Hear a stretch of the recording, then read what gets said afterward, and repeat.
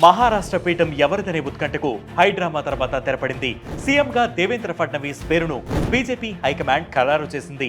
దీంతో మరోసారి CM అవ్వాలన్న Shiv Sena chief Eknath షిండేకు నిరాశ మిగిలింది. మిత్రపక్షంగా ఆ పార్టీకి బీజేపీ కీలక పదవులు కట్టబెట్టడం అనేది మామూలే. అయితే శివసేన ఫ్యూచర్ ఏమిటనేది ప్రస్తుతం చర్చనీయాంశమైంది. ఎన్నికల ఫలితాలే ఇందుకు కారణం. 2022లో నాటి ఉమ్మడి శివసేన పార్టీ నుంచి తన వర్గంతో వైతొలగి ఏక్నాథ్ షిండే అధికారం చేపట్టారు. మెజారిటీ ఉండడంతో షిండే వర్గానికే శివసేన పేరు, గుర్తు కూడా దక్కాయి. మరోవైపు ఉద్ధవ్ వర్గం శివసేన ఉద్ధవ్ బాలాసాహెబ్ ఠాక్రే పార్టీగా మారింది. ఏ సిద్ధాంతం కోసమైతే షిండే శివసేనను చీల్చారో ఇప్పుడు ఆ పార్టీ ఉద్ధవ్ కాంగ్రెస్ తో పొత్తు పెట్టుకోవడంతో దివంగత నేత బాల్ ఠాక్రే నేతృత్వంలో ఏర్పాటైన శివసేన మూలాలు కోల్పోతోందని షిండే అప్పట్లో ఆందోళన వ్యక్తం చేశారు. దివంగత నేత ఉద్ధవ్ ఠాక్రే నేతృత్వంలో ఏర్పాటైన శివసేన ఉద్ధవ్ అండ్ కాంగ్రెస్ తో ఆ పార్టీ పొత్తు కారణంగా మూలాలు కోల్పోతుందని షిండే అప్పట్లో ఆందోళన వ్యక్తం చేశారు. ఆ క్రమంలో చీలిక ఏర్పడ్డాక షిండే కొంతవరకు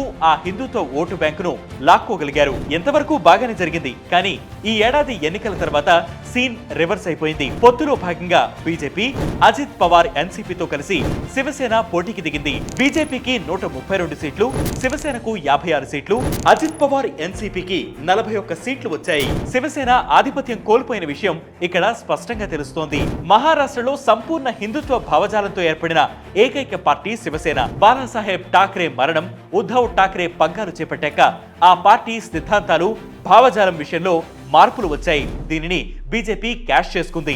ఒకప్పుడు శివసేన అండ కోసం ఎదురు చూసిన బీజేపీకి ఇప్పుడు ఆ పరిస్థితి లేనట్లే కనిపిస్తోందంటున్నారు విశ్లేషకులు. షిండే నేతృత్వంలోని శివసేన ఇప్పుడు పదవుల కేటాయింపుపై మాత్రమే కాకుండా పార్టీ బలోపేతం పైన కూడా దృష్టి సారించాలని, లేకుంటే మహారాష్ట్రలోని హిందుత్వ ఓటు బ్యాంక్ పూర్తిగా బీజేపీ కంట్రోల్లోకి వెళ్ళిపోతుందని, ఇది శివసేన ఉనికికే ఎసరు తెస్తుందని రాజకీయ వర్గాలు చెబుతున్నాయి. ఇది వాటి బిగ్ స్టోరీ. ఇలాంటి బిగ్ స్టోరీస్ కోసం ప్రతిరోజు వెయిట్ న్యూస్ యాప్ ని ఫాలో అవ్వండి. వెయిట్ news Telugu YouTube channel subscribe చేయండి. ఈ వీడియోని మీ ఫ్రెండ్స్ అండ్ ఫ్యామిలీ మెంబర్స్ తో షేర్ చేసుకోండి.